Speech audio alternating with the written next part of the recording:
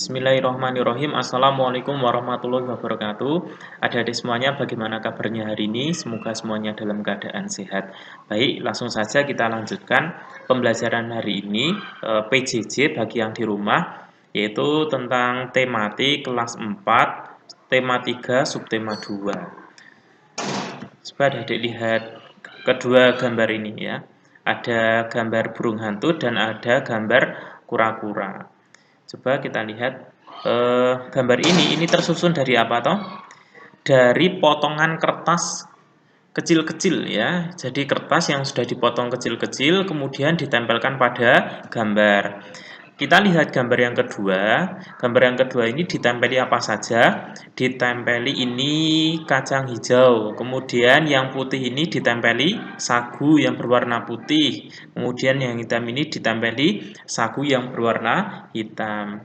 Nah, kedua gambar ini disebut sebagai mozaik, yaitu merupakan karya seni menyusun objek atau gambar dari kepingan bahan. Jadi, mozaik ini karya seni berbentuk objek atau gambar yang tersusun dari kepingan-kepingan bahan. Contohnya ini ya, dari kepingan-kepingan kertas ya, kemudian disusun secara rapi pada sebuah gambar, itu namanya mozaik ya. Yang berikutnya dibuat dengan teknik tempel. Jadi membuatnya nanti dengan cara ditempel ya. Contoh bahan yang digunakan adalah cangkang telur ya. Jadi kalau di rumah itu pas ngupas telur itu kan ada cangkangnya. Nah, potongan-potongan cangkang telur itu kemudian ditempel pada gambar, itulah disebut sebagai mozaik. Ini salah satu contoh bahan yang digunakan ya. Yang berikutnya bisa juga menggunakan biji kacang hijau atau kedelai hitam asalkan ukurannya sama. Contohnya ini ya, menggunakan biji-bijian yang penting ukurannya sama, itu juga namanya mozaik ya. Yang berikutnya merancang mozaik. Langkahnya yang pertama menentukan tema atau contoh tema hewan ya. Contohnya tema hewan, menentukan temanya dulu, temanya tentang hewan. Kemudian yang berikutnya, yang kedua menentukan objek atau gambar. Contoh hewan burung atau ini ada lebah ya, kemudian ada siput dan lain sebagainya. Kita menentukan objek atau gambarnya.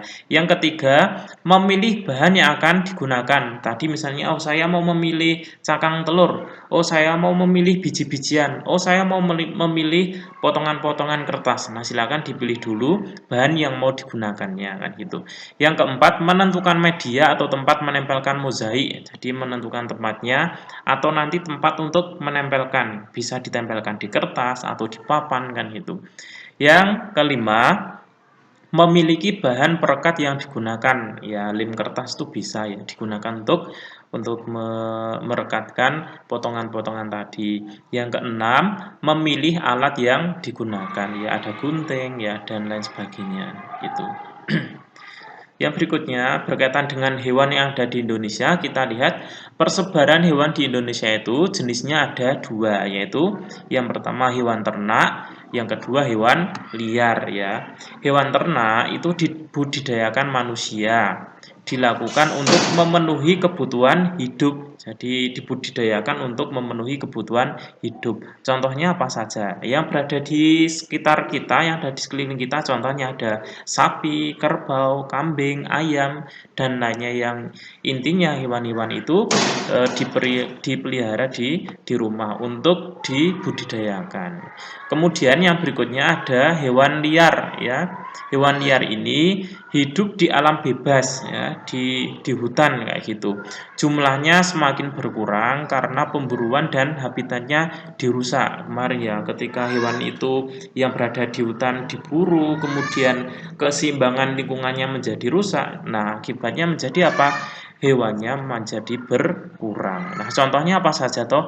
Ada badak bercula satu, harimau Sumatera, orangutan, anoa, komodo. Ini adalah hewan-hewan yang berada di alam bebas dan jumlahnya sampai sekarang semakin berkurang karena diburu dan habitatnya itu sudah rusak. Nah, coba kita lihat ini contohnya. Badak bercula satu ya. Habitatnya di hutan Sumatera dan Jawa ya, berada di dua pulau ini. Sering diburu untuk diambil culanya. Ini ya, culanya ini. Kemudian dilindungi di Taman Nasional Ujung Kulon, Banten ya. Jadi karena hewannya itu semakin berkurang dan hampir punah, makanya hewan ini dilindungi di Taman Nasional Ujung Kulon, Banten ya. Ketika sudah dilindungi, harapannya sudah tidak ada lagi pemburu yang memburu badak bercula satu ini, biar tetap lestari, biar tetap ada ya hewan itu. Kemudian yang berikutnya ada harimau Sumatera. Habitat di hutan Sumatera sering diburu untuk diambil kulitnya. Nah, karena eh, sekarang kan sudah hampir sudah berkurang, maka tidak boleh ya diburu lagi untuk diambil kulitnya ya. Yang berikutnya orangutan. Nah, ini ya, orangutan jenis kera asli Indonesia, habitatnya di hutan Kalimantan dan Sumatera. Jadi yang paling banyak di Kalimantan dan Sumatera. Kemudian yang berikutnya anoa ya. Ini mirip sapi ya, tapi bentuknya kecil ya. Ada tanduknya juga.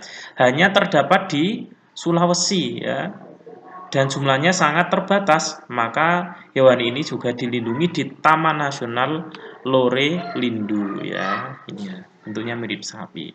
Yang berikutnya ada komodo ya, hampir mirip dengan apa? Dengan binatang kadal ya, kalau yang kecil itu, cuman ini kan bentuknya besar ya, komodo. Fauna khas Indonesia hanya ada di Pulau Komodo ya. Nah, hanya ada di Pulau Komodo, dilindungi di Taman Nasional Pulau Komodo Nusa Tenggara, jadi di NTT sana ya. Jadi ini termasuk hewan yang langka dan harus dilindungi biar tetap lestari, biar tetap ada kan itu. Nah, yang berikutnya tentu kita itu ada hak dan kewajiban terhadap hewan di sekitar. Kalau kemarin mempelajari hak dan kewajiban terhadap tanaman. Haknya itu memanfaatkan hewan. Jadi untuk dimanfaatkan untuk kebutuhan kita sehari-hari. Nah, kewajibannya apa saja? Merawat hewan peliharaan ya. Contohnya di rumah punya kambing, sapi, atau ayam ya. Kita rawat dengan sebaik-baiknya, itu kewajiban kita karena kita sudah merawat itu. Kemudian yang berikutnya, kewajiban yang berikutnya memberi makan hewan peliharaan kan gitu. Kalau kita memelihara hewan ya diberi makan kan, jangan dibiarkan kelaparan, kasihan nanti hewannya. Kemudian kewajiban yang berikutnya membersihkan kandangnya ya. Nah, yang punya ayam dibersihkan kandangnya, yang punya sapi, kambing silakan dibersihkan kandangnya biar hewan kita juga nyaman kan gitu. Kalau kita itu berada di rumah nyaman, ya hewan peliharaannya juga harus nyaman kan gitu. Nah, baru haknya itu memanfaatkan hewan, misalnya kita memelihara ayam potong, kalau sudah besar bolehlah kita potong ayamnya untuk kita makan kan, seperti itu ya. Ini hak dan kewajiban terhadap hewan di sekitar. Hak dan kewajiban harus dilaksanakan dengan seimbang dan penuh tanggung jawab kan gitu. Jangan hanya pengen memelihara tetapi tidak mau merawat, tidak mau memberi makan, tidak mau membersihkan kandangnya. Jangan seperti itu ya. Kita sayangi hewan kita, hewan peliharaan kita seperti kita menyayangi diri kita sendiri dan lingkungan kita kan gitu.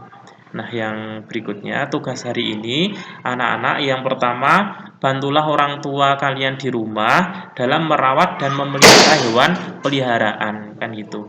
Kalau punya ayam di rumah ya sudah bantu orang tuanya memelihara ayam kan itu. Kalau yang punya kambing ya dibantu untuk misalnya mencari rumput atau memberi makan kambing dan sapi ya gitu, atau membersihkan kandangnya bersama orang tua kalian gitu ya. Yang berikutnya, kerjakan latihan soal halaman 39 dan halaman 43 bagian A dan B saja. Jawaban ditulis di buku tulis. Kalau yang pilihan ganda ditulis harus ada keterangannya kan gitu. Itu saja adik-adik untuk pembelajaran hari ini, PJJ bagi yang di rumah. Semoga bermanfaat. Terima kasih. Assalamualaikum warahmatullahi wabarakatuh.